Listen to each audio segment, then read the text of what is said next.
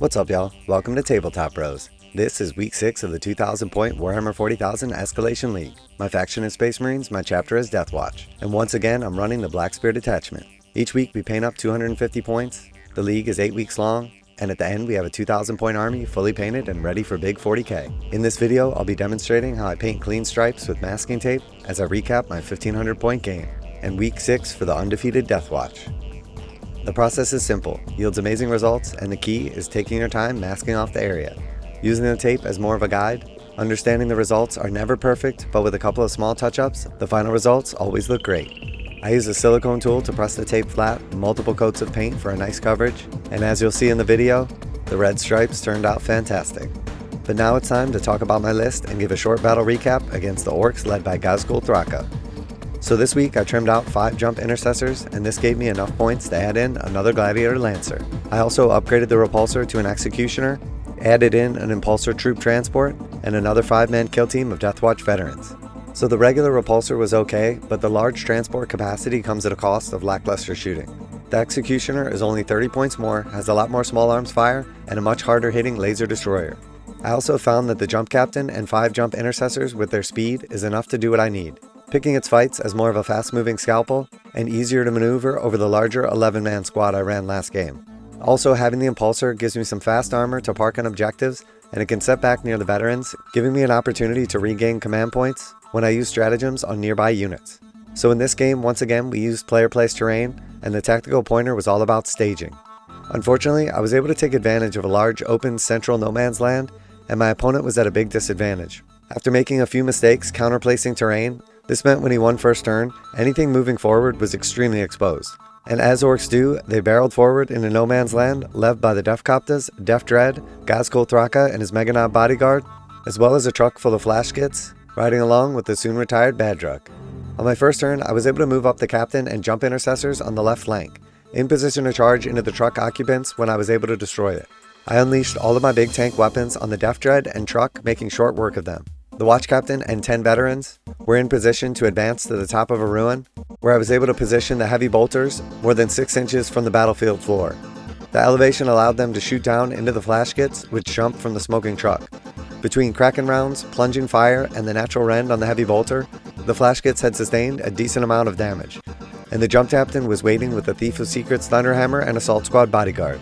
They made an easy charge and all but finished off Badrug and the Gits. The Orks were already in big trouble. With a huge open no man's land, almost a third of their army already destroyed, including their speedy transport and gun platform, there was no coming back, and it was only turn 1. On Orks turn 2, the boys teleported offensively to threaten the center, and the Defcopters pushed forward, but they both failed their charges, and were exposed to the firepower from the Deathwatch. Turn 2 had created a death trap, and they rained down fire from above like shooting fish in a barrel. Another squad of boys fell to the jump captain and heavy armor support, after some very unlucky rolling from my opponent. The Reavers, led by the lieutenant, dropped behind enemy lines and took out the Grots, stole away the Orks' home objective. And as much fun as the game was and as great as my opponent is, the writing was already on the wall. Thraka collected some Space Marine heads, but there was no coming back.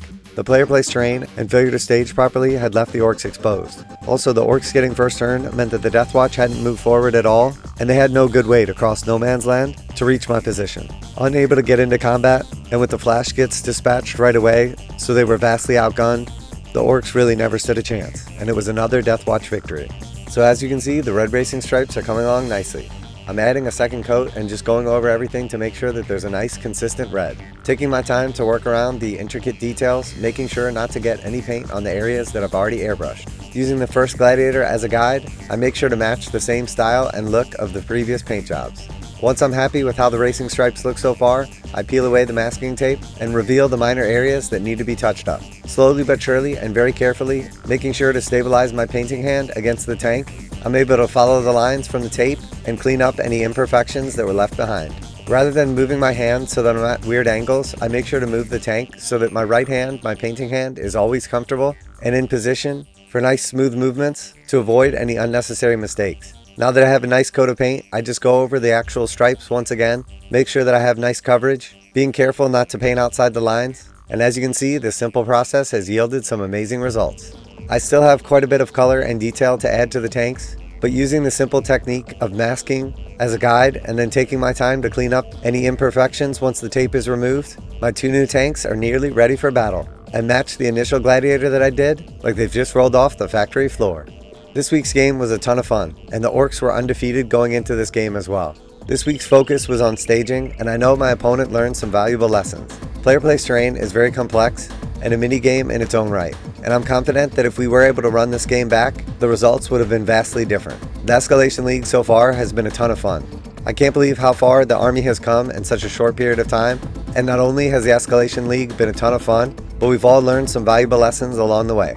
Next week will be Game 7 of the Escalation League, and I'll be pitted up against my final undefeated opponent, as Space Marine Gladius Task Force goes head-to-head with the Deathwatch, and the winner is crowned Store Champion. If you enjoyed today's video and the Escalation Game 6 recap, make sure to tune in for Game 7, and hopefully by now, Tabletop Bros has earned your subscription. But before we wrap up this video, let's take a final look at my Deathwatch 1500 point army as it appeared on the tabletop. I absolutely love the Deathwatch. They've been a ton of fun. Their lore and rules are rich, and I'm very happy that I participated in this Escalation League. I've already got an idea what I'll be adding in for my 1750 point army, and I'm super excited for Game 7, and with a little bit of luck and some skill, the Deathwatch can take home the gold. But I've got tons of painting to do in preparation for Game 7, and with the Adepticon right around the corner, I've got a ton of work to do before I can hang up the paintbrushes and hit the road. So that's it from the Tabletop Pros. Later!